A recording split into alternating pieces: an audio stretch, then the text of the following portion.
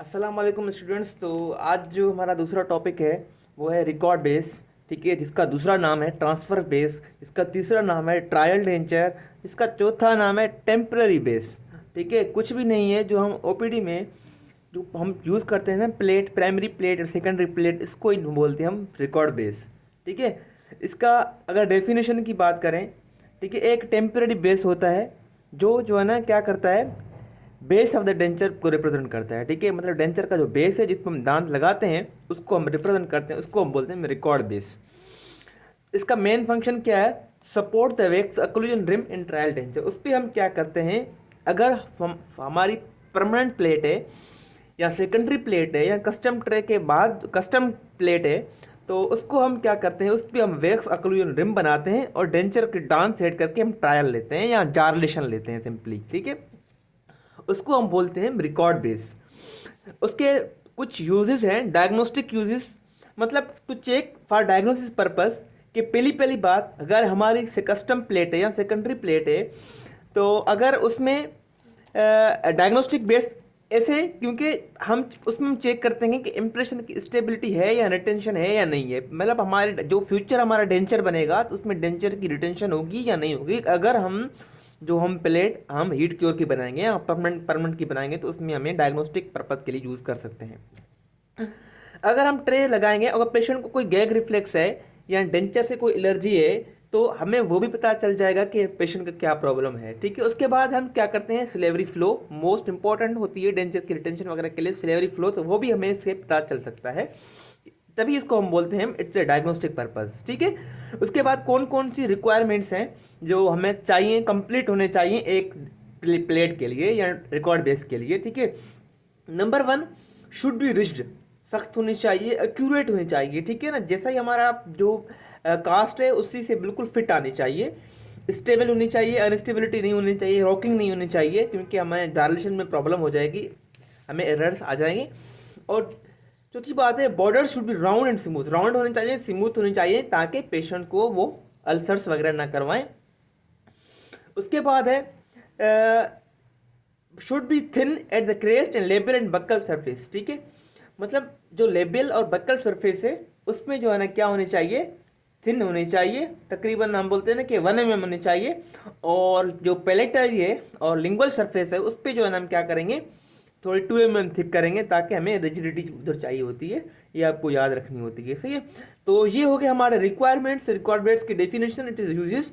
उसके बाद हम इसकी क्लासिफिकेशन पे आते हैं, तो इसको हम दो तरह की क्लासिफिकेशन कर सकते हैं, एक होता है टेम्पररी बेस, दूसरी होती है परमानेंट बेस।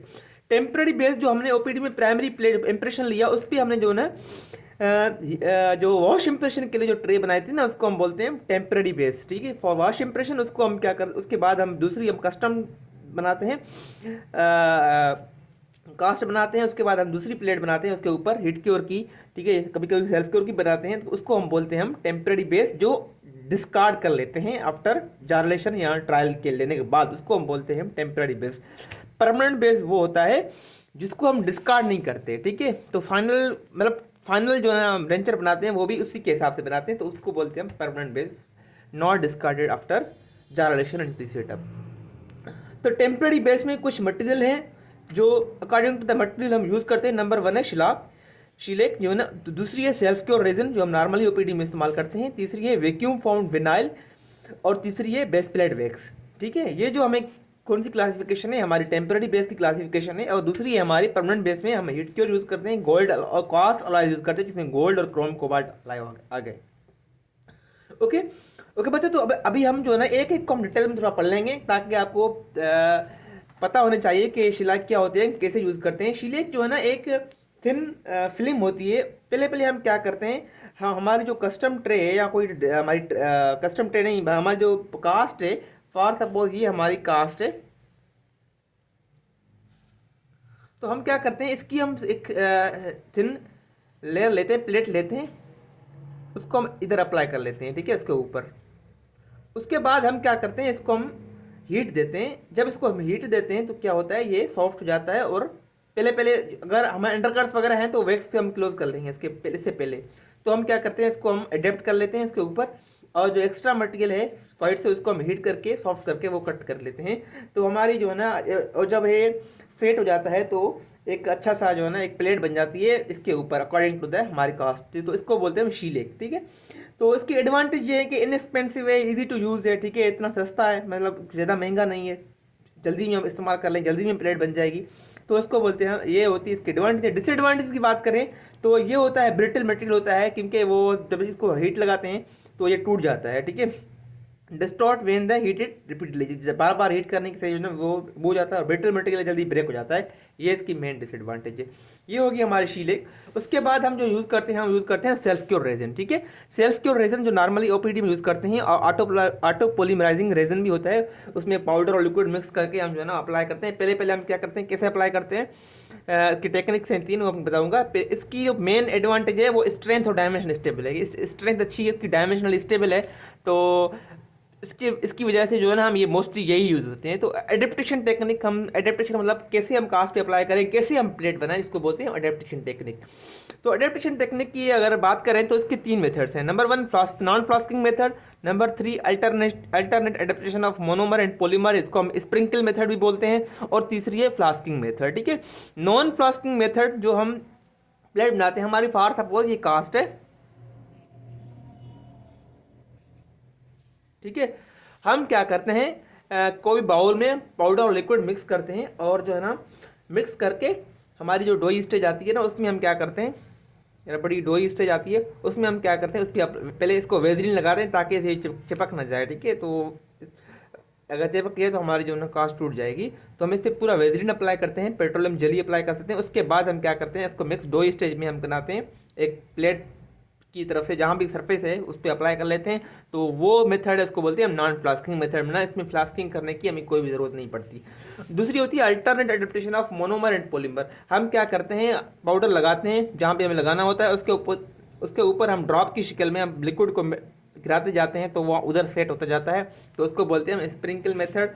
ये नॉर्मल इतना यूज़ नहीं होता, नॉन फ्लास्किंग मेथड ज़्यादा यूज होता है और फ्लास्किंग मेथड ज़्यादा यूज होता है। फ्लास्किंग मेथड में हम क्या करते हैं, हम जो है ना सेम इस पर पहले वैक्स अप्लाई करते हैं, वैक्स अप्लाई करने के बाद उसको डीवैक्सिंग करते हैं, डीवैक्सिंग के बाद जो है ना हम क्या करते हैं, हम पॉलीमर और मोनोमर मिक्स करके लगा के हम उसको कंप्रेस कर लेते हैं। तो आफ्टर 10 to 20 मिनट्स जो है ना उसके बाद हम निकालते हैं, क्योर करते हैं, तो वो हमारी जो है ना एक प्लेट बन जाती है जिस फ्लास्किंग में, तो इसको बोलते हैं हम फ्लास्किंग मेथड। तो ये होगी हमारी सेल्फ क्योर रेजन। उसके बाद है vacuum found basis.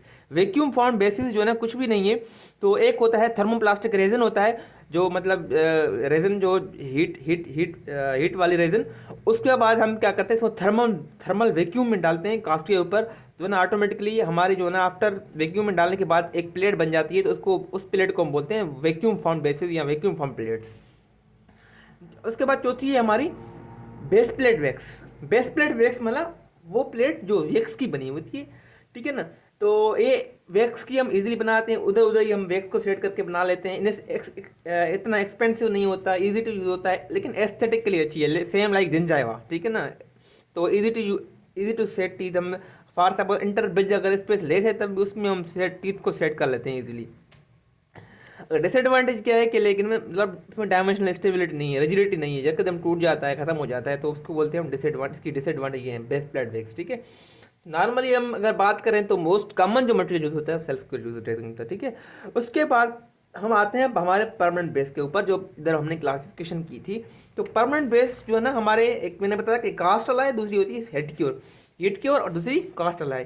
Heat cure जो नॉर्मली हम क्या करते हैं, फ्लास्किंग मेथड के जरिए हम हीट क्योर रेजन अप्लाई करते हैं हमारे, जिसमें हम सेकेंडरी प्लेट बनाते हैं या फाइनल प्लेट बनाते हैं, जिसको हम फाइनल तक जो ना निकालते नहीं है, निकाल भी सकते हैं लेकिन हम मोस्टली निकालते नहीं है। इसके ऊपर जो है ना हम दांत सेट कर लेते हैं और उसको आखिर तक ही डेंचर तक लेके जाएंगे, उसको पॉलिशिंग फिनिशिंग उस पर होती है, उसको हम डिस्कार्ड नहीं करते, उसको हम बोलते हैं परमानेंट बेस। उसमें one of the heat cure resin है। इसकी एडवांटेज सबसे ये है कि रिजिड होती है, एक्यूरेट होती है, क्योंकि हम फ्लास्किंग मेथड से जो भी हम काम करेंगे तो वो एक्यूरेट हो जाएगी, ये बात आपको याद रखनी है।